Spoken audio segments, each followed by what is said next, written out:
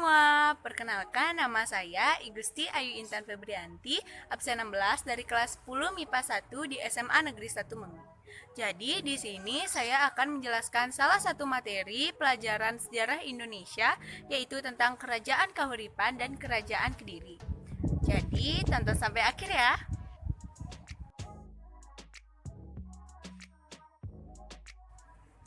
Kerajaan Kediri. Kerajaan Kediri adalah kerajaan agraris dengan Sri Samarawijaya sebagai raja pertamanya.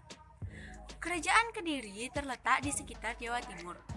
Sebelum membahas lebih lanjut mengenai Kerajaan Kediri, mari kita membahas mengenai Airlangga terlebih dahulu.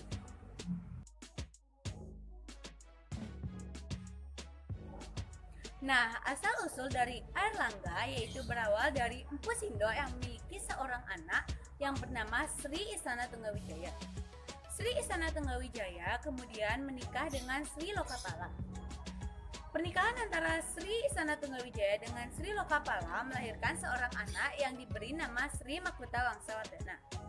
Kemudian Sri Makutha Wangsawardhana ini memiliki seorang anak yang bernama Guna Priya Dharmapatni atau yang dikenal sebagai Mahendradatta. Kemudian Guna Priya Dharmapatni menikah dengan Udayana. Pernikahan antara Guna Priya Dharmapatni dengan Udayana inilah yang melahirkan Airlangga. Nah, Airlangga inilah raja dari Kerajaan Kahuripan dan juga menantu dari Dharma Wangsa Teguh yang menjadi raja dari Kerajaan Medang Kumulan. Pada tahun 1019 Masehi, Raja Airlangga dinobatkan menjadi raja oleh Pendeta Siwa, Buddha, Mahabrahmana dengan gelar Rakya Halus Sri Lokaswara Dharma Wangsa Airlangga Ananta Wikramo Tunggadewa. Awal pemerintahan Raja Airlangga ini ditandai dengan penaklukan kembali raja bawahan yang pernah dikuasai oleh Kerajaan Medang Kumulan. Itu berarti Kerajaan Kahuripan merupakan kerajaan lanjutan dari Kerajaan Medang Kumulan. Karena masalah-masalah pergantian kekuasaan, Raja Airlangga kemudian membagi kerajaannya menjadi dua bagian. Pembagian ini dijelaskan dalam berbagai sumber, seperti dalam Kitab Negara Kertagama dan Kitab Calonarang. Dalam Kitab Negara Kertagama, Raja Airlangga memerintahkan pembagian tanah Jawa karena cinta kasihnya kepada dua orang anaknya yang sama-sama ingin menjadi raja, yaitu Raja Pangjalu yang bertahta di Daha dan Raja Janggala. Pembagian ini dilakukan oleh Empu Barada dengan senang hati, dengan menggunakan air kendi yang dituangkan dari udara, kemudian ditarik dari barat ke timur sampai ke laut.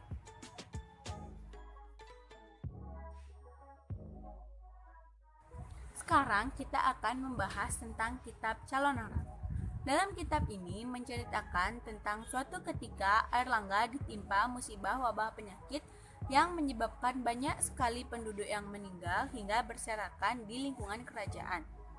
Penyakit ini disebabkan oleh seorang janda di Girah yang merasa sakit hati karena tidak ada seorang pun yang meminang putrinya yang amat cantik. Akhirnya Airlangga pun meminta bantuan kepada Empu Barada. Kemudian Empu Barada pun menyuruh salah satu muridnya untuk melamar putri dari janda tersebut. Dengan tipu muslihat, akhirnya sang janda pun dapat ditaklukkan. Sejak saat itu berhentilah wabah penyakit di Kerajaan Kahuripan. Menurut tradisi Serat Kandarsi Gentayu, Airlangga memiliki 5 orang anak. Salah satunya yaitu Sri Sangramawijaya Dharma Prasado Tunggadewi yang memilih sebagai petapa dengan nama Ratu Giri Putri dan juga Mapanji Garasakan. Airlangga mengalami kesulitan ketika munculnya Samarawijaya yang merupakan anak dari Dharma Wangsa Teguh. Kemudian kerajaan pun dibagi menjadi dua, yaitu Samarawijaya yang menjadi pewaris yang sah karena ia merupakan anak dari Dharma Wangsa Teguh, mendapat ibu kota lama yang bernama Dahanapura dan diubah menjadi Pangjalu. Sedangkan anak dari Airlangga mendapat bagian kerajaan yang bernama Janggala yang ibu kotanya di Kahuripan. Kemudian terjadi peperangan antara Kerajaan Janggala dan Kerajaan Pangjalu. Pada awal peperangan, kerajaan Janggala lah yang menang. Namun, pada perkembangan selanjutnya, kerajaan Pangjalu lah yang menang. Termuat dalam prasasti Hantang Pangjalu Jayati, yang artinya Pangjalu menang.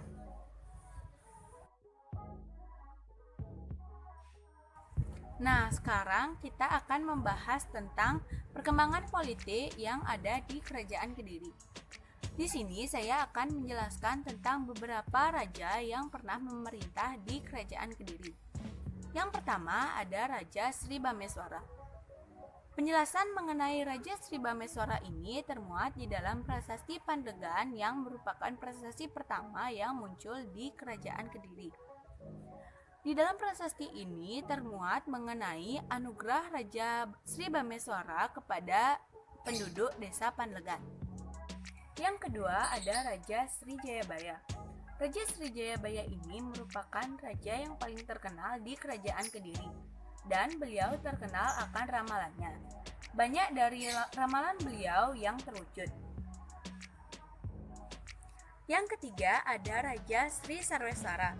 Penjelasan mengenai Raja Sri Sarweswara ini termuat di dalam Prasasti Pandeglang II dan Prasasti Kayunan. Beliau merupakan raja yang pernah memerintah selama 10 tahun lamanya. Yang keempat ada Raja Sri Aryaswara. Hanya sedikit informasi mengenai masa pemerintahan Raja Sri Aryaswara ini. Penjelasan mengenai masa pemerintahan Raja Sri Aryaswara ini termuat di dalam Prasasti Angin tahun 1093 Saka. Informasi yang didapat hanyalah penggunaan cap kerajaan berupa lukisan Ganesha. Yang kelima ada Raja Sri Gandra. Menurut Prasasti Jaring tahun 1103 Saka, Raja Sri Gandra ini membebaskan desa Jaring dari berbagai macam pajak. Yang ketujuh ada Sri Jayawarsa. Penjelasan mengenai Sri Jayawarsa ini termuat di dalam Prasasti Sirah Keting tahun 1126 Saka dan prasasti yang ditemukan di Desa Mruak yang menyebutkan bahwa Sri Jayawarsa ini merupakan cucu dari Dharma Wangsa Teguh. Berdasarkan prasasti yang ditemukan, Sri Jayawarsa ini bukanlah raja dari Kerajaan Kediri, melainkan seorang anggota keluarga kerajaan yang mendapat wilayah Ponorogo sekarang. Dan raja yang terakhir adalah Raja Sri Kertajaya.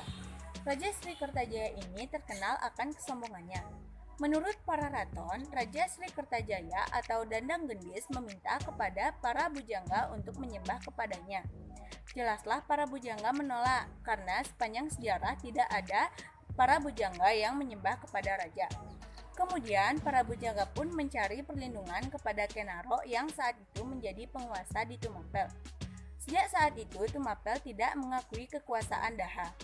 Kemudian pada tahun 1144 Saka, kerajaan Kediri pun runtuh karena diserang oleh Kenaro bersama dengan dukungan para bujangga tersebut. Nah, sekarang kita akan membahas tentang karya sastra yang berkembang di Kerajaan Kediri. Ada beberapa karya sastra yang berkembang di Kerajaan Kediri. Yang pertama yaitu Kitab Bharatayuda. Kitab Bharatayuda ini ditulis pada zaman Raja Jayabaya. Kitab ini ditulis untuk memberikan gambaran terjadinya peperangan antara Pangjalu dan Janggala. Yang kedua ada Kitab Krisnayana. Kitab Krisnayana ini ditulis oleh Empu Triguna pada zaman Raja Jayaswara. Kitab ini berisi tentang perkawinan Kresna dengan Dewi Rukmini. Yang ketiga ada Kitab Smarandana. Kitab ini ditulis oleh Empu Darmaja pada zaman Raja Kameswara. Kitab ini berisi tentang sepasang suami istri, Smara dan Rati, yang mengganggu Dewa Siwa yang sedang bertapa. Dan yang terakhir ada Kitab Lubdaka. Kitab ini ditulis oleh Empu Tanakung pada zaman Raja Kameswara. Kitab ini berisi tentang seorang pemburu yang bernama Lubdaka yang sudah banyak membunuh.